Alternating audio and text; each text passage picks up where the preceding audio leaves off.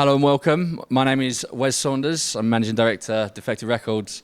Today I'll be hosting a very interesting panel on emerging talent, and we will be discussing emerging, developing and future talent, as well as the journeys and experiences of my very excellent panelists, and we'll be touching on some points of advice and tips for budding DJ producers and radio presenters and future talent.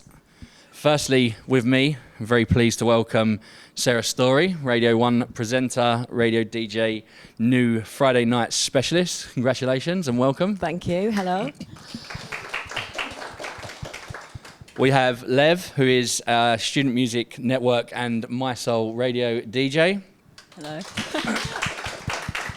And we have Tijan Salah, who is the Outreach and Engagement Manager at Point Blank Music School, which of course now has offices in London, LA, China, Ibiza, Mumbai and online.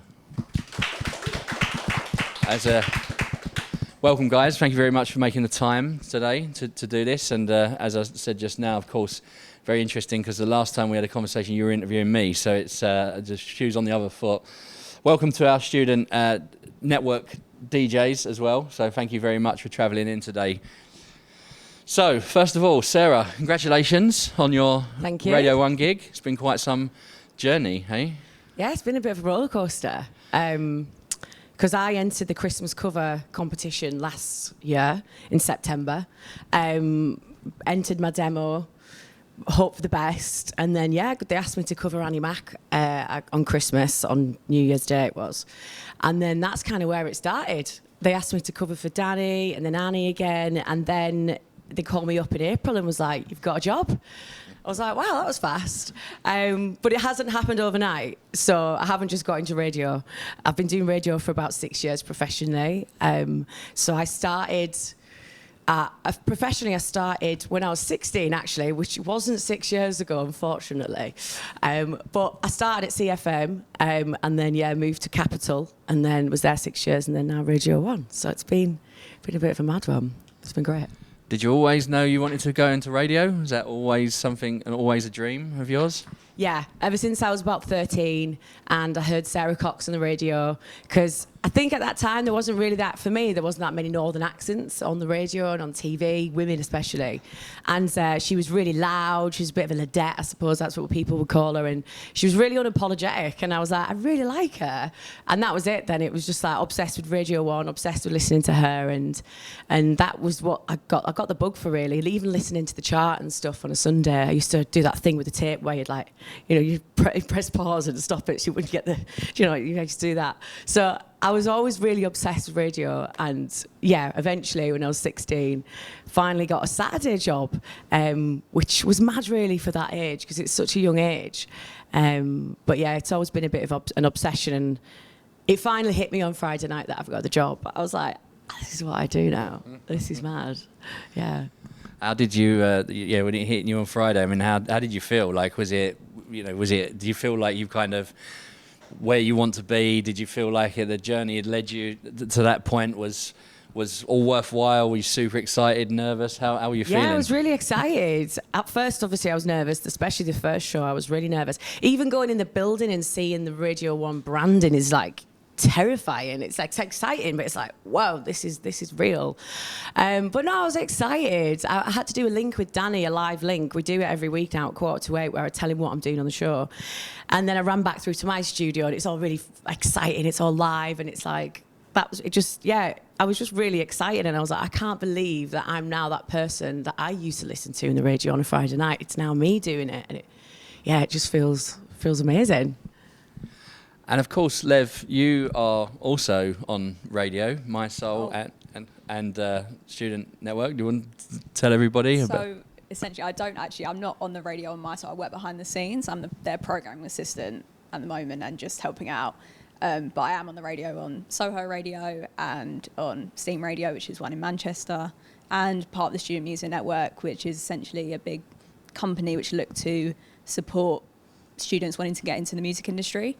And where my role fits in particular is supporting student DJs, which this whole company is pretty new. There's the Student Radio Association, the SRA, which people might be more familiar with, because a lot of people obviously come from, I don't know if you came from a student radio background as well, and so did I. And I feel like when you go to university, if you do student radio, everyone knows you absolutely fall in love with it. And that's what happened with me. I went to uni and did an English degree, did student radio took over, taught myself how to DJ while being in uni, and then left, graduated last year and joined the Student Music Network. And me and the founder, Scott Hasty, kind of decided and realised that clubbing culture and DJing is actually a big part of a lot of students' lives, and there wasn't a group covering that or there to support people. So that's kind of what the role, like my kind of role, was to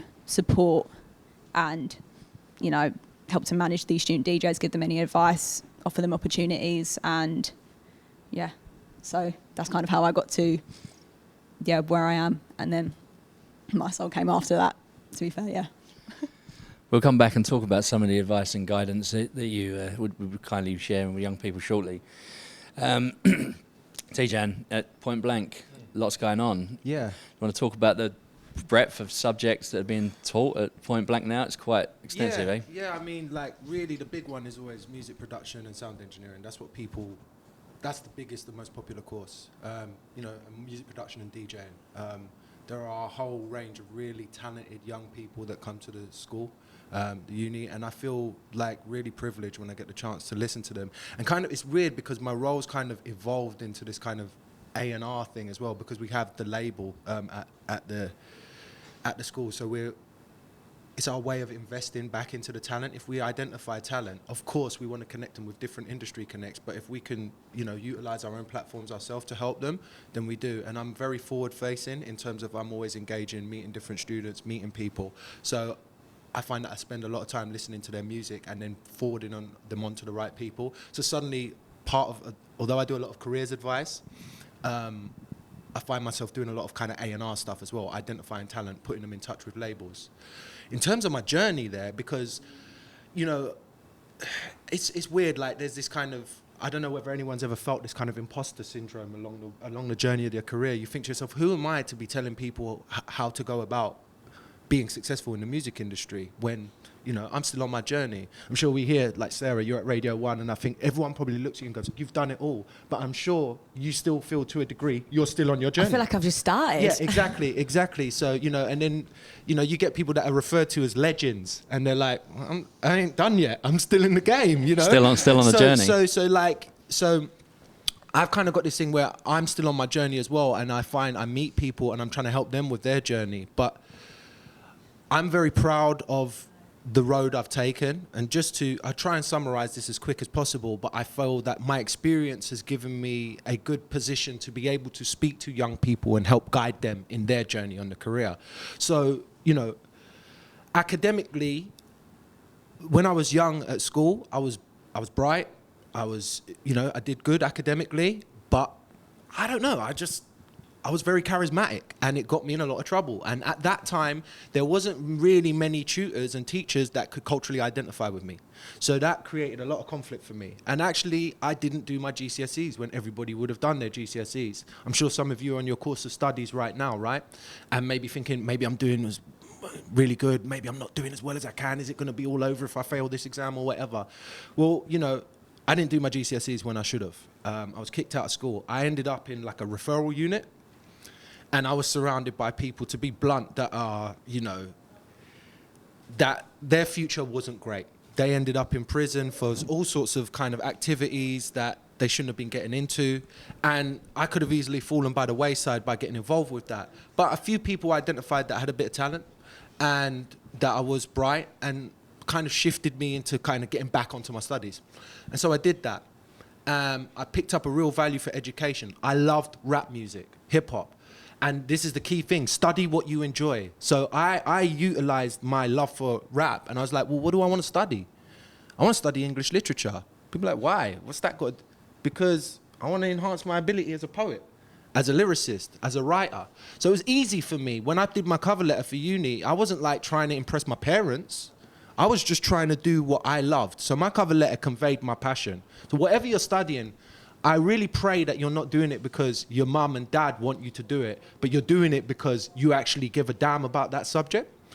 And what happened is, as a result, I did manage to get my A-levels, I managed to get my degree, and I developed a real passion for education because it freed me from my set of circumstances and gave me opportunity. And so I'm very privileged now, in a nutshell. I mean, I realize I've been going on a bit, but I've managed to fuse my career in terms of my love of education and my love of music. Like, there's been many jobs along the way. Some weren't glamorous. I can really remember one of the low moments was being at Epsom Racecourse, picking up cigarette butts with a thing just on some sort of part-time job, like, oh my God, I'm at the bottom of the barrel right now. All while trying to combine this with a rap career, right? But during that journey, through those low points, I found myself fusing my love of education and my love of music. And so I'm in the ideal place right now, as in point blank, because it's both. It's academics, it's music. And here I am being able to advise. And because I've had a rocky journey, I can see people that are on there and be able to provide them advice in how to get where they need to get in their career. Sorry, Wez. No, don't apologise. I love listening to you talk, and especially there's a lot of things there that I connect with you, as we've spoken about in the past, because I tell my children, I tell young people, I tell staff, it's like if you want to achieve something and you focus on that, you can achieve it. And actually, no matter what you do in life, if you work at it and you work hard, you will earn a living out of it, whether you are, a painter or a DJ or an artist or work in McDonald's or whatever it is you do. If you work hard and you continue to work hard, you make a career for yourselves and you'll make a living for yourself in that lane. And they say, if you do a job that you hate, it's called stress. And if you do a job you love, it's called passion. And it's very much passion that leads you, especially in the music industry, passion and persistence, actually, that will do that. I mean, I have quite an interesting career path, actually. I started off DJing in my late teens, blagging it away into clubs in London because you could back then, and getting yourself open opportunities and taking those opportunities to elevate your career path to end up DJing with likes of Global Underground and Renaissance and various brands. And then my wife fell pregnant and had children when we were very young, and I focused on what my mother-in-law called a real job and worked in investment banking. I did that for 12 years. I was actually promoted every 2 years I was there in the bank. I was on my path to be the youngest director in Deutsche Bank operations history at the age of 29, and my brother died of leukemia. He was 24, I was 27 at the time, and I just decided, life's too short. I don't want to do this for the rest of my life. I wanted to go back into music, and I was very fortunate enough to have a management team around me and a wife who supported my decision. My parents supported my decision, my mother-in-law probably less so, but I actually chose the path to leave, and I was very fortunate to have the support around me to enable me to do so and focus on a career in music again. And I set up a small label suite, and the first 3 months of efforts, as for those that have ever done anything like this, an independent small-time label will know, it's taxing, it's long hours for not a lot of money. I got my first paycheck 3 months in, it's 265 quid. I was like, oh my God, I better do something about this. And I developed it into 5 labels, teaching young people how to produce, present, managing artists, DJing, producing myself. And to your point, we set up a community development project called First Steps, which became part of 8 Media, which is a charity organisation in Stratford, which 8 Media is responsible for working with students such as like Jay Huss and Notes and other people, teaching them how to produce. And it was exactly what you were saying. It was designed to help young people who had been kicked out of school, were not in education, employment or training, or young adults that just didn't have opportunities. And especially in Stratford, East London area, it's quite tough. There was a lot of gang culture at that time. There was even kind of, breeding ground for terrorist activity. It was like a lot of problems for young people, and the idea was really to help them to kind of focus. And the fundamentals of all of this was about, passion, focus, and discipline. And that was really the path that we were looking down. I had the fortunate to be working on the project to remix all the 20th anniversary versions of Inner City Good Life with Kevin Saunderson, and he'd introduced me to Simon Dunmore, who is obviously the gaffer here, and I sent him a demo which he rejected as standard, and that was my introduction to Simon. And I was just sitting at home one night, and I was just like, right, I need a mentor. Like, I need a mentor now. I can't do any more than I've done. So I sent him an email and told him, this is who I am, this is what I've done. I need a mentor. He kindly invited me in for a discussion. And every time I tell this story, it gets longer and longer. We were in there for about 6 hours. No, it wasn't. It was about an hour. But Simon's time's precious. And it was around the time Wolf of Wall Street had come out, and he said to me, I believe you could sell me this pen. And I went home. A couple of days later, he called me up. He said, do you want a job? I said, what's that? He said, do you want to be club promotions manager? And I felt at the time it was maybe promoting club events, but it wasn't. It was promoting Defected Records to DJs. And I was like, oh my God, like Simon's going to pay me to get DJs to play Defected Records. I can do that. And I took that opportunity. But similar to my career path in investment banking, as soon as I took the opportunity with the door open here, I didn't stop. My idea, and as you say, imposter syndrome, it's like, we still have that now. And my focus was to develop and evolve within the company. So very quickly, as well as club promotions, I was radio plugger and executive producer of Defective in-house radio show. In fact, it was at that time that Copyright left the show and Sam Devine actually took over, which was back in 2014. We then went on to take on some label management roles and head of marketing for recordings, and then head of marketing for the business. And at the time that the previous managing director had left, or was leaving, Simon kindly asked me for my aspirations, and I said that one day I'd like to run the company, and he offered me the job, of which I'm very grateful, and here I am as managing director of Defected since 2016. So the thing was, for all of that, even now to this day, it's always about progressing. And did I know that was what I was going to end up doing at that time? No, I had no idea. I mean, Sarah, from your perspective, you were a singer once. Are you still singing? Yeah. You still singing? Yeah? Yeah, I still sing. I kind of write more for other people now.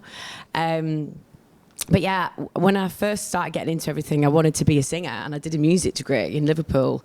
And the vocal was like my main instrument.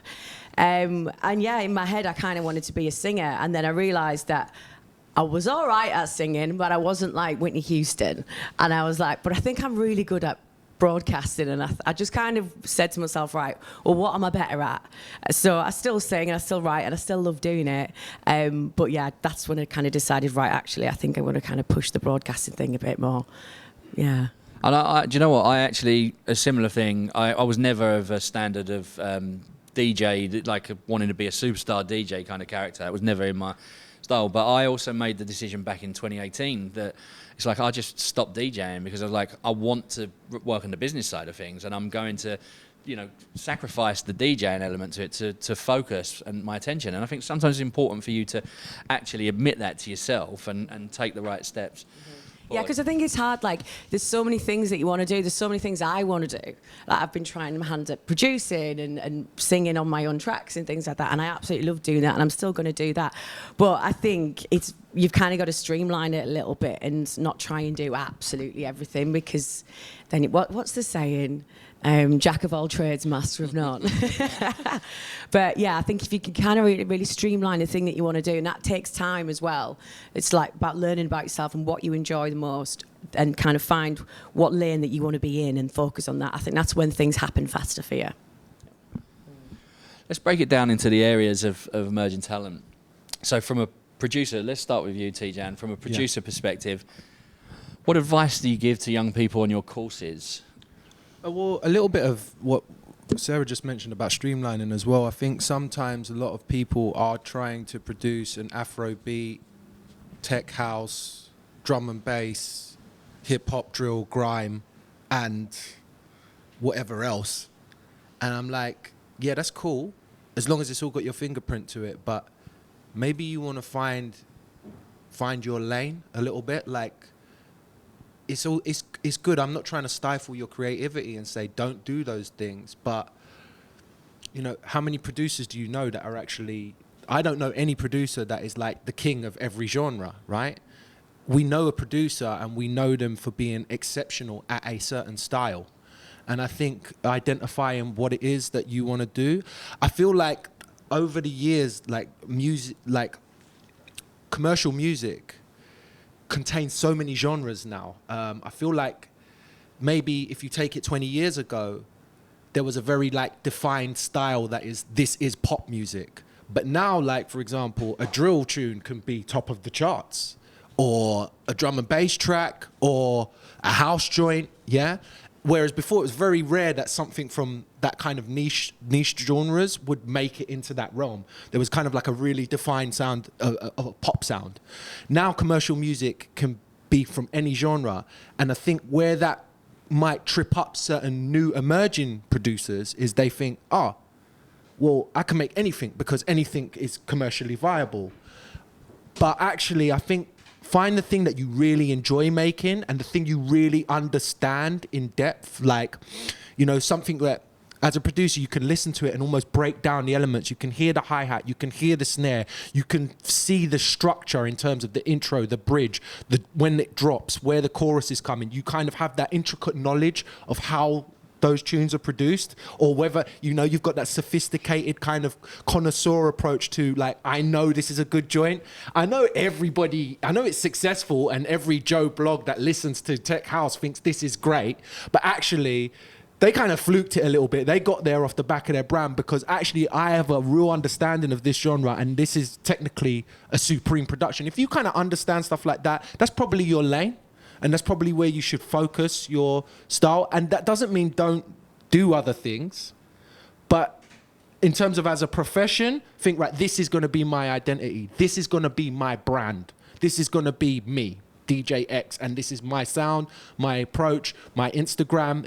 If my music is dark, ambient, moody, then my Instagram picture is dark, ambient, moody. If it's vibrant, colorful, and, you know, jumpy, then my Instagram, my whole brand 360 across is going to represent what I'm doing. Find that identity and make sure it ties in across all your brand. Don't try and be everything all at once, because you're going to spread yourself a little bit thin, I would say. It's also confusing for people as well, you know, like, because people want to work out who you are. And I know you don't want to be put in a box, but like you say, I think if you have if your music is one kind of sound and one vibe, like you say, have that on your Instagram and stuff like that. And I found that when I first moved to London, I was wanting to be a broadcaster, but also I was trying to do too many different things. And I was wanting to do like cool DJ gigs, but then I was doing more commercial stuff, like stuff for MTV. And I was like, well, hang on a minute, like, all my audiences are very different. And once I kind of went, you know what, I'm actually going to stop doing all that. I'm going to focus on doing dance music. That's when actually things started working for me and started flowing a lot better. So, like, yeah, like you said, like, make sure that you're not doing loads of different things, because it's confusing to your followers on Instagram and to everyone else. And I'm going to bring it back to that word passion again. It's like, do what you love. I mean, so many producers will make a record and it will be great or not, or at the amount of times you will find that an entry point for a now developed like producer will be very different sounds sonically to the things that they're making down the line. And I think that's one of two things. I think people tend to start to drift a little bit and follow trends as opposed to making the things that they love. But also, once you start touring, time is restricted and they perhaps don't have as much time to put the focus and passion into the things that they're doing again. So, you know, you get a record, a big record, and it might be a one-hit wonder from somebody because they're either decided that they want to be somebody they're not, or they're not really concentrating on focusing on developing their strengths of what they've already kind of entered into the scene. And as you say, it's important for brand alignment to make sure that you're aware of who you are and what you want to be, and actually do the right thing. The other thing that I would always tell producers, and especially entry-level producers, is to have a plan. It's very unlikely that you're going to make a record and get signed to the biggest labels of that genre with your first record, because perhaps there isn't a story, perhaps you don't have the profiling, perhaps you're unknown, perhaps the longevity and the investment are not clear, perhaps there is a risk that it could be a kind of one-time thing. I think what I always advise young people is to start to have an idea of where you want to go and how you can get from A to B. And I think that there are sort of stepping stone labels and opportunities that lead you on that path. Yeah, Continuous growth and development. And hands over to you, Tijan. I want to speak on that actually a little bit because I feel like, I don't want to sound like a dinosaur, right? But I feel like, obviously with social media now, we're very kind of used to instant gratification, like boom, like it, boom, like, boom, move on. Yeah, boom, watch 3 seconds of a clip. Oh, that was great, boom, move on, right? And as a result, that the trend in the music industry is like albums, yeah, cool, but everyone's dropping singles, right? And I think when people are like, I want to enter the music industry, they're like, all I need is one track. Bam, they've done that track. They put it on Spotify and they're hoping for 1 million streams. Or they get so attached to it, they do this kind of what I call paralysis by analysis. Like they're mixing it for the next 2 years, or they're not ready to drop it until they've got so many followers or whatever it is. Now, I am a fan of people that are developing a body of work behind the scenes, because I feel like it's helping them develop that identity. So it's like, don't just make one track go, oh, it's a banger, let me drop it on Spotify and now why am I not famous yet, right? It's like, maybe you should build 3, 4, maybe you should try and build an EP or like 10 tracks and then build a strategy of like, right, I'm going to drop this one in June, then I'm going to drop this one in August, but this one's going to have a video with it or whatever. You know, build that body of work, because one, it will help you define your style. It will help you hear what your sound is collectively. So it will give you more of an identity of yourself and like, wow, that actually sounds cool. I could imagine what the EP cover would look like on this. I can start to see my image, my brand. I can start to see it. And then it will help you develop more of a long-term strategy. Like rather than just firing off one shot, boom, and expecting it to hit the target, you're like, nah, this one single is actually part of a marketing strategy, because the second single is going to drop, then the third single, then the fourth single, then I might drop the whole thing as a package. So I think having that kind of tactical approach is really something that, you know, can help you. And also, like, as well, just to add to that, is, you know, the game now, like anyone that's just like, I want to be signed on Universal, right? Just like, here's a track of mine. People come up to me all the time. They're like, listen to that track. Now I want to get signed to a major. Like, maybe your journey doesn't start like that. Like, a lot of the people that you see that are superstars, you might never have really heard their first body of work. Like, I know it's a bit of a weird example, but Eminem's first even album, have been a different alias. Everyone thinks Eminem's first album was with Dre, but he had a project called Infinite that kind of hardly anybody's heard, right? So it's like, now we've got the beauty of like social media, like gathering a following, developing our own market, like utilize that to develop your own fan base, because it's not like you walk up to a label audition and go, hi, look at me, sing, dance, wear a jacket like Spice Girls, and then we go, yeah, we're going to sign you. No, labels are really looking, they want you to have done most of the work before they sign you. Ironically, actually, by the time a major tries to sign you, you might not even need them. You've got to do the groundwork yourself. Build your following, develop your brand, understand yourself, know how to communicate with your audience. That's really your audition. That is your audition for a label. Most of that, by that point, the labels will be approaching you. It's kind of not the other way around, I believe. That's my, there are obviously exceptions to those circumstances, but I think do the groundwork. Don't go out there going, here's one track, I'm going to get signed to a major. And that's a good point. A lot of hard work goes into getting you to that point. It's really worth noting. Lev, you obviously work with a lot of aspiring club DJs, student DJs. Yeah. Tell us about how, you know, the advice and guidance that you give to those young people. Well, what we've been doing is kind of just working with the whole, the group of student DJs, offering them the main thing I always try and go down is that I'm basically coming from the same background they all are. I was a student last year.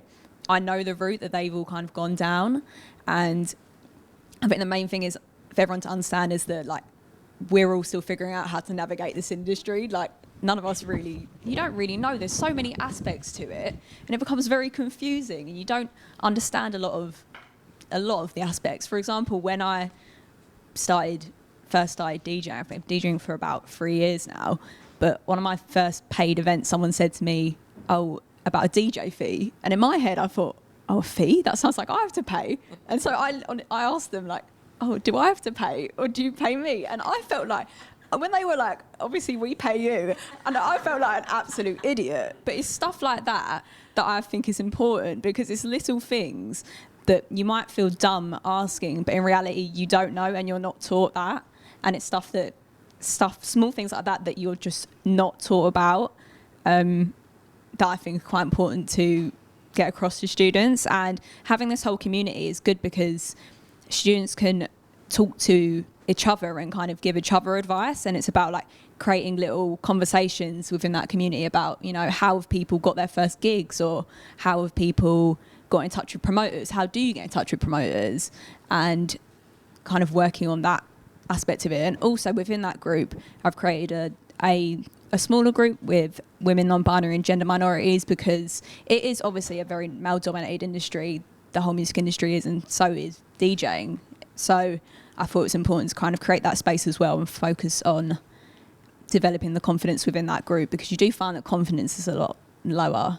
It seems to be a lot lower when you're not a guy, and it seemed to be the people who weren't men who had the least experience within DJing, or perhaps were at the lowest levels of that. So also focusing a bit on that group and helping out. How have you found that, Sarah, as a successful female presenter now? How have you found that journey? Has it been a challenge? What, to get to where I am? Yeah, it's been such a challenge. I've had to take so many risks. I feel like I've moved house about 13 times, just because I got a job. My first job with Capital, I didn't even ask where Wrexham was, thank God, because I got there and I was like, I left Leeds for Wrexham. No offence if I was from Wrexham. So I went to Wrexham and it was a building site, and the kitchen was a porta cabin, and we had portaloos. They're like, oh yeah, we're rebuilding the radio station. I was like, oh, you never told me that when I got the job.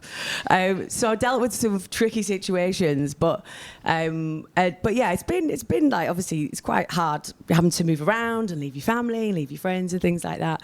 But last year was probably like the biggest challenge for me, because I'd worked at Capital, and I'd worked there for quite a long time, for like 6 years, doing Breakfast, Drive, then a national radio show. But I wasn't happy doing it, because ultimately I'm a massive music fan, and the way they program the music there is it's kind of done by management, not by the presenters.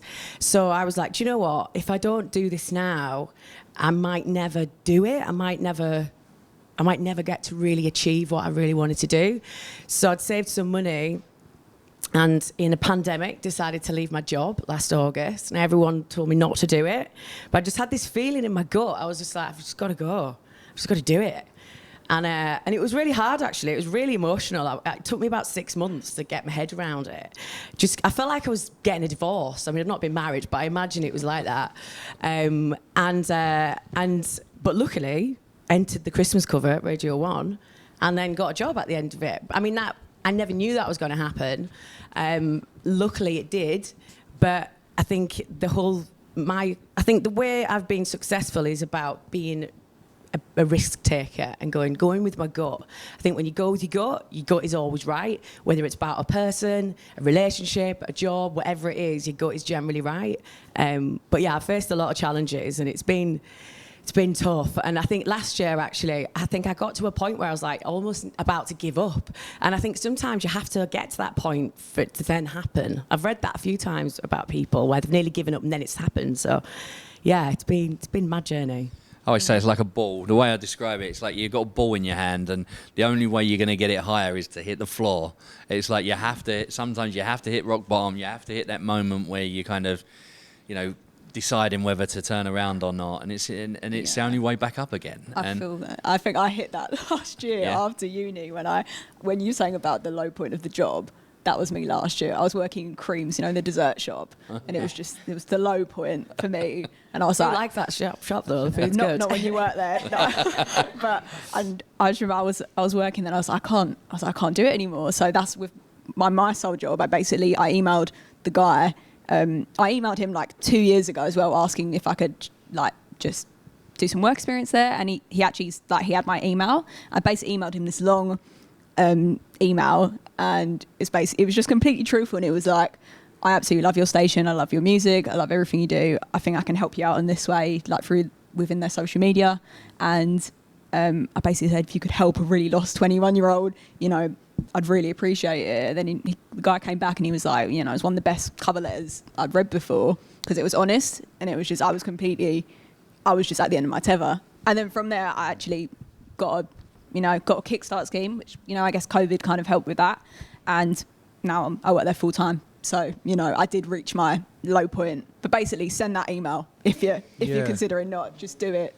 Without the risk of sounding condescending as well, because like a lot of the audience look young, and I can guarantee you, like maybe some of you have already had like a real traumatic experience, right?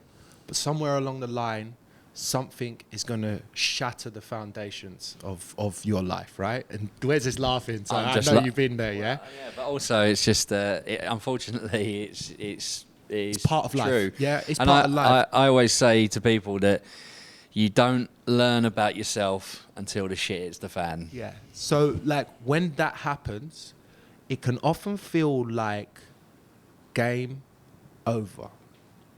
But so much growth can take place during that point in time. And I hope you remember this as well, because, once you're in the midst of something that makes you feel like you're rock bottom, whether it's a bad job, whether it's a breakup. Breakups are crazy, what they can do to you. Whether it's just being stuck in a rut or grieving over a family member or something like that, it can put you in a space that is really challenging. But what you'll find is there's some amazing growth in how you respond. So Lev gave a fantastic example of being rock bottom and making an approach. I remember going through a specific separation, and during that time, I felt like it was over, but actually so much growth occurred. I was running my own business at the time, which was to do with marketing and promotions for events.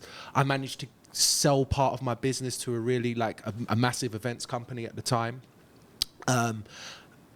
Developed my own house, property, got on a mortgage ladder, everything. I couldn't believe that was going to happen to me at that point in time, but it forced me to push myself. So I think when those low moments come as well, is how you respond to them and how you deal with them, because there's so much growth in that. So, look at them as not just endings, but opportunities for new beginnings. You all said luck at some point, and I believe you make your own luck, right? And I believe you make your own luck because you work really hard, and you're prepared, and you're disciplined, and you're persistent, and you persevere. And that's why I believe those opportunities are given to you. Would you agree with that with young people? You agree? Yeah, I feel like it's one of those issues when it's hard to be proud of what you've achieved sometimes, or accepting that you've actually I have done this for myself. Sometimes that can be quite hard, or I find that quite hard to do. And you're right, it's like I always end up saying, oh yeah, it's lucky I got that, but in reality I made that happen myself. And sometimes you do have to just believe in yourself a bit. Yeah. Speaking of which, you're obviously from a radio presenter perspective. What advice would you give to aspiring presenters? What's the first, somebody who's never done anything before decides today, you know what, I've heard your show, I'd love to be the next Sarah Story. What do they do? Where do they begin? Well, first of all, work out what it is you like about radio. So what type of presenter do you want to be? So if it is a dance music presenter and you want to do what I do, the first thing I would tell you to do is listen to a lot of radio. As soon as I wake up, I put the radio on. And I listen to loads of different radio stations through the day. Not just because I like the music, just to listen to the way they present, and just everyone's got a different way of presenting.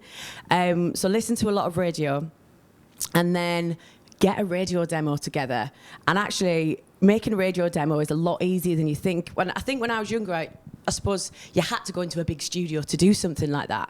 You can make a radio demo at home now. You can get Ableton, Audition. I use Audition, Audacity, which is free. And I would just say, get 5 tracks that you really like, that you're really passionate about. And then you can get a mic, really cheap mic, for about 50 quid. use your duvet. I mean, I still use my duvet now. I did for my first Radio 1 show. I had to record it at home under my duvet. I was like, this is not what I imagined. And record a demo. If you want to send me a demo, I'll listen to your demo and give you feedback. But the best thing is to have a demo, because then you've got that thing to present to people. And then the next thing is to go on Google and find out who runs the radio stations, and their email's pretty easy to work out, and just email them. Because I got into Capital in Leeds because, well, I was singing in a band for BBC, and I did a BBC Introducing interview, and the girl lived in Leeds, and it was in York, the interview. So I asked her for a lift home, being cheeky, and I said, I want to get into radio in Leeds, but I don't know how to do it. I don't know anybody in Leeds. I just moved there. And she gave me the guy who runs Capital's email address. She said she met him at a house party. So I emailed him and literally hammered him for about a year. Just email. Like, want you to get to come into the office. You know, I want to work at Capital, and that was how I got in. So it's about just networking. So get your demo ready, get networking, and someone will open the door for you. And in terms of behind the scenes at radio, you obviously have the experience now at MySoul. What would you say to aspiring producers, anybody working behind the scenes at radio? What advice would you give?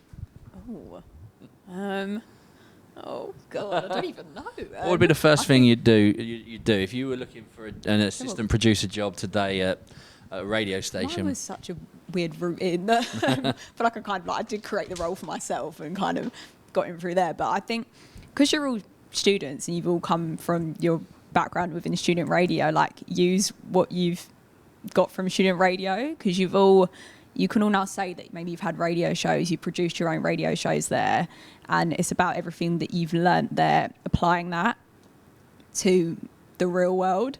So I think you can all hopefully do that, or even getting in in community radio as well. That's a great way, because anything, I know a lot of stuff is also free, and you might have to volunteer your time to do things, but if it's gonna help you get to that next level, then it would probably be worth it. If you can say, I've done this, and you can put that on your CV, then I think that's the next step. Yeah, I would like just to add to this as well, because Sarah made a point within what Sarah was explaining. Really, that was the power of networking that got her the role, which I feel really, it's been a struggle the last 2 years to network. Yeah, I mean, how do you really make a friend over a Zoom call? It's difficult, right? But we're here right now, back to reality. You know, I'm so happy to see you guys in the flesh. And let me tell you now, sitting to your left is the next person. In 5 years' time, he's going to be a YouTube content creator, and every video he puts up is going to get 2 million views. Sitting to your right is going to be a producer for Radio 1. Sitting below you is like the next biggest club DJ, potentially. Seriously, it's real like that. I mean, I went to school with Skepta. I didn't know, at the time he was a DJ, right? Do you know what I'm saying? And now he's like working with Drake and stuff. It's crazy. So what I'm saying is, like, no man is an island. You know, every successful person has a number of different people connected with them that have helped them get to their career. Now, Sarah just said it. She was like, I want to get a lift. Then I got a lift. Then I was like, then it was like, you know, first it was just about like, let me get a free Uber. But then it transformed into, yo, I'm trying to get into radio. And it just so happens the person she was sitting next to networked with someone. And that person was the radio person, right? So this degree of connection happened, and it worked in Sarah's favor, right? So I say this all the time, like, you need to go to the club, go to things like this, go to music panels, go to music conferences, like, be at the clothes stores where your favorite DJ shops. It might sound crazy, but that's the power of networking. Like, you really don't understand. So you guys now exchange numbers, talk to people. You're young, you're in the early part of your career, and in 5-10 years time, you're going to have developed and progressed, and you might need her and she might need you. Yeah. So, and you can all help each other. So really start to go to these things, network, connect with each other. That will really help you in terms of your career path.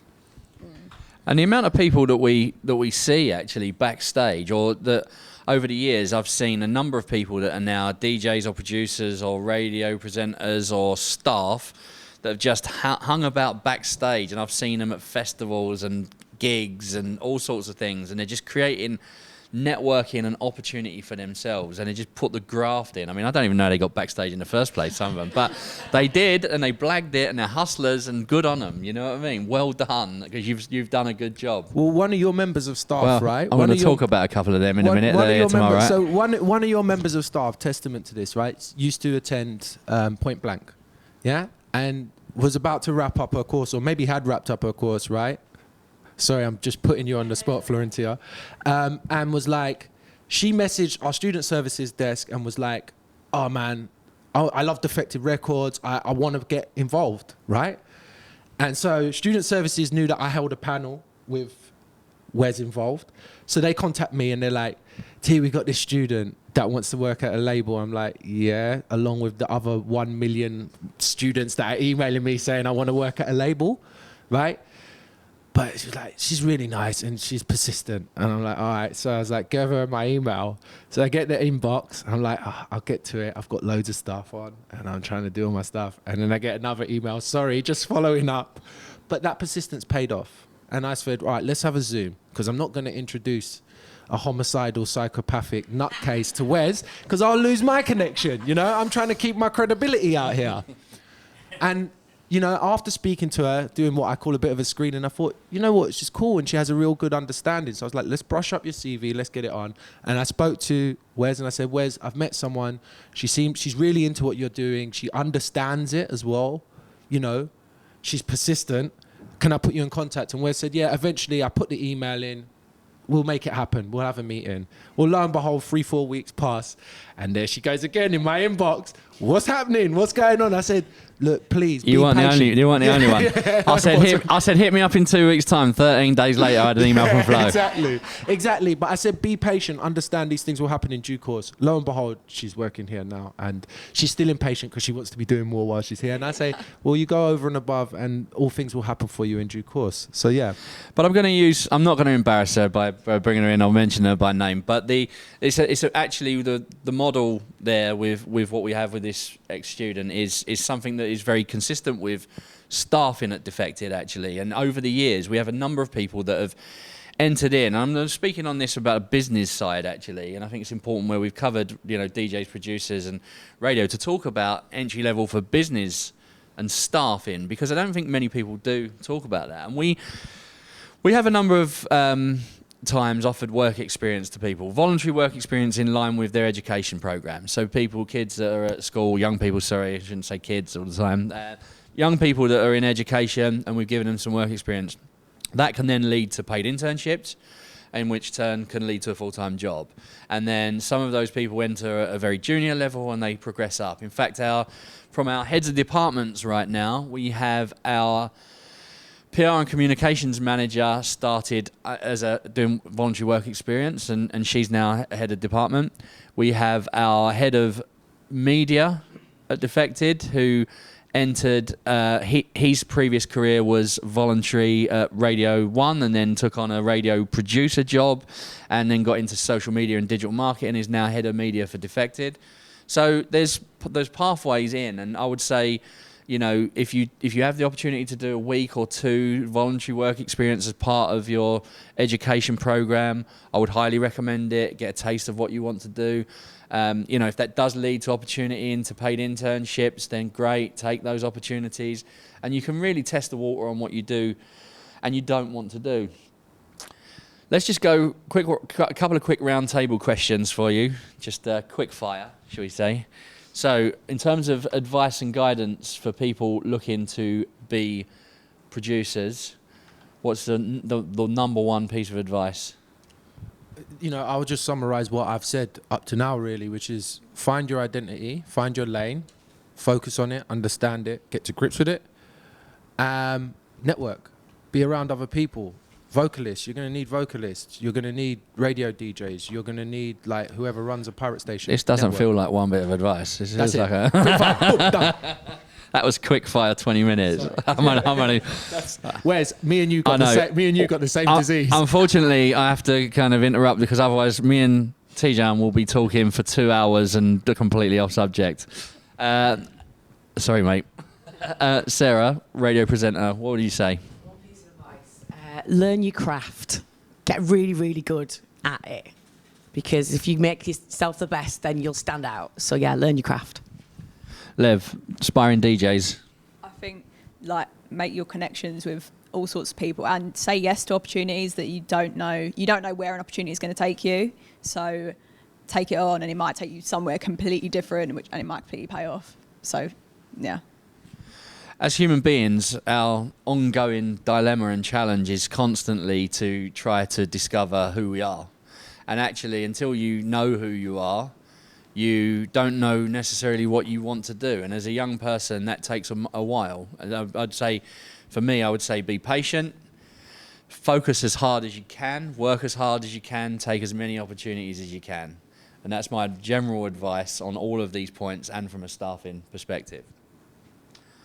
I want to talk about a couple of areas of emerging talent right now. And I just want you guys to give some examples as well. But John Summit, who is now, frequently releasing with Defected, played for us in Croatia. He has released on a lot of labels, had a lot of success. Beatport's top-selling artist of 2020, nominated by AIM as a publishing award for his radio airplay in 2020. Basically entered the pandemic as an accountant. And he's leaving as a superstar DJ producer. He works hard, he's persevered, he's taken full advantage of the situation and actually made the most and the best of a pretty dire situation of COVID and the pandemic. Fortunate enough in America that clubs were open for him to kind of focus on a relentless touring schedule, but he's really capitalised on that moment and continues to grow in that space. He, for me, is the sort of just a perfect example of what I think many young people want to try to aspire to achieve.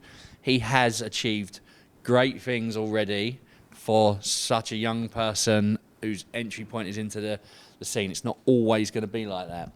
You have any examples of DJ producers that are emerging, that are on their way up, that you would tell people to, good role models to look out for? Lev, are you? I feel like there's a girl called Elle Murphy. She's a garage producer, and she's just, what I see, she's just releasing at the moment, and she just seems to be on fire. She's a vocalist as well, so she sings and she produces. So for that, she's got her fingers in a lot of pies, it seems, and she's working with a lot of other producers as well, and therefore kind of spreading across a lot of different labels, and you have a lot of producers. So she seems to be, working her way forward.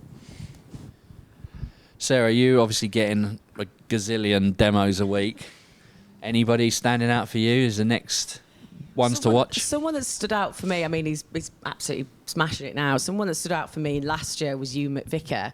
And because when we went into lockdown, I think he'd not actually had a chance to play any of his records out. It was Patrick Toppin that played his track at his night's trick.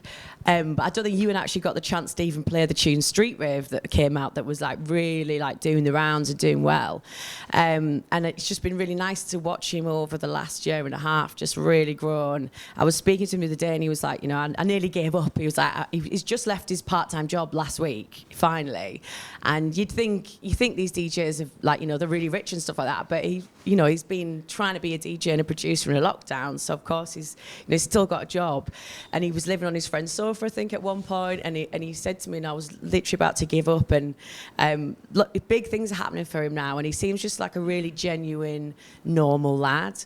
But I mean, every tune he sends to me is brilliant, and I think he's got he's got an amazing thing about his tracks that he makes them sound really current, but also really classic at the same time, which is what I love about his music, because I love classic music. I love old house music as well. But he's just, someone to watch. And I think he's going to be bigger than Patrick Toppin even. I think he's going to be massive. Patrick Toppin, former Point Blank student, may I mention as well?